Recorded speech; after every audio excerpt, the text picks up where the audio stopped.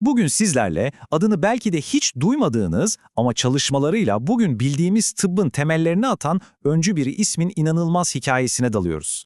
Hadi şöyle bir soruyla başlayalım. Tarihteki ilk kanser ameliyatını kim yaptı?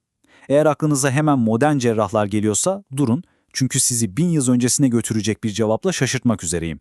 Hayır, ne 20. ne de 19. yüzyıldan bahsediyorum. Tam 1000 yıldan daha eskiye gidiyoruz. Hani şu tıbbın karanlık çağda olduğu varsayılan dönemler var ya, işte tam da oraya. Ve işte karşınızda o devrimci operasyonun arkasındaki isim Ali bin Abbas el-Mecusi.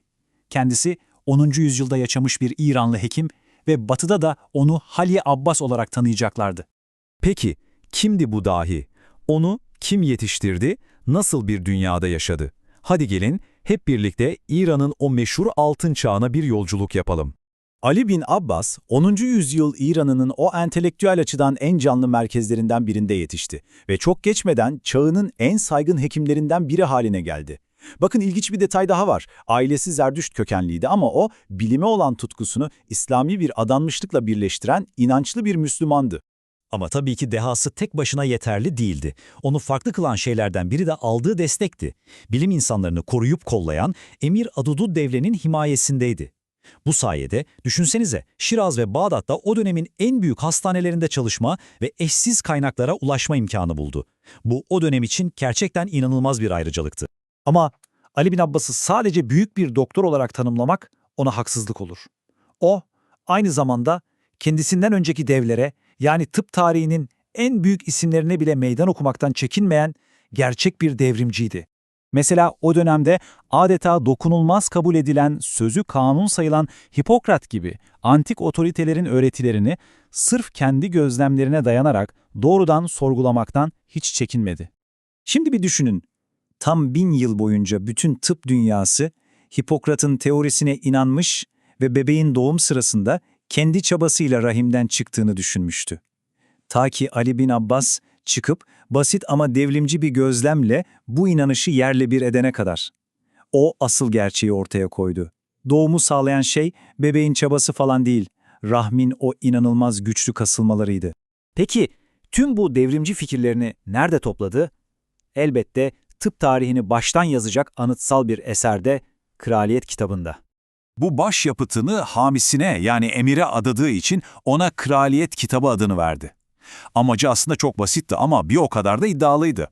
O güne kadar birikmiş ne kadar tıbbi bilgi varsa hepsini tek bir çatı altında toplamak ve en önemlisi bunu her hekimin rahatlıkla kullanabileceği pratik bir rehbere dönüştürmek. Kitabın asıl dehası bence o mükemmel yapısında gizli. Bakın ne yapmış.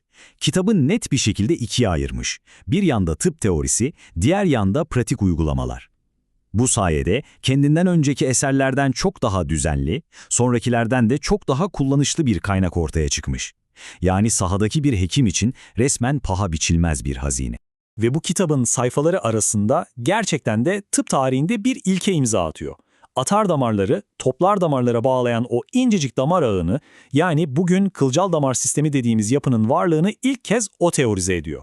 Bu, kanıtlanmasından yüzyıllar önce yapılmış bir keşif ve modern tıbbın temel direklerinden biri, düşünün. Zaten kitabına baktığınızda düşünce yapısının ne kadar şaşırtıcı derecede modern olduğunu görüyorsunuz.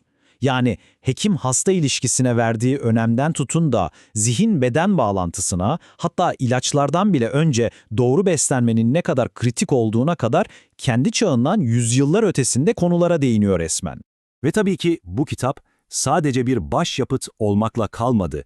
Etkisi çok daha büyük oldu. Orta Doğu'dan çıkıp Avrupa'ya yayıldı ve yüzyıllar boyunca tıbbın temel başvuru kaynağı haline geldi. Zaten kitabın zaman içindeki yolculuğuna baktığımızda bunun kendi başına bir destan olduğunu görüyoruz. Düşünsenize, önce Latinceye çevriliyor, sonra Avrupa'nın ilk tıp fakültelerinde temel ders kitabı olarak okutuluyor ve işin en ilginç yanı, matbaanın icadından sonra bile, yani yazılışından tam 500 yıl sonra bile Venedik'te hala basılmaya devam ediyor. İnanılmaz bir etki. Yani özetlemek gerekirse Ali bin Abbas gerçekten de bir dev. Kayıtlara geçen ilk kanser ameliyatını yapıyor, kılcal damar sistemini ilk o teorize ediyor, 1000 yıllık bir hatayı düzeltiyor ve yazdığı kitapla hem İslam dünyasını hem de Avrupa'yı şekillendiriyor. Yani onun katkıları bugünkü modern tıbbın adeta DNA'sına işlenmiş durumda. Ve tüm bunlar insanın aklına şu soruyu getiriyor değil mi?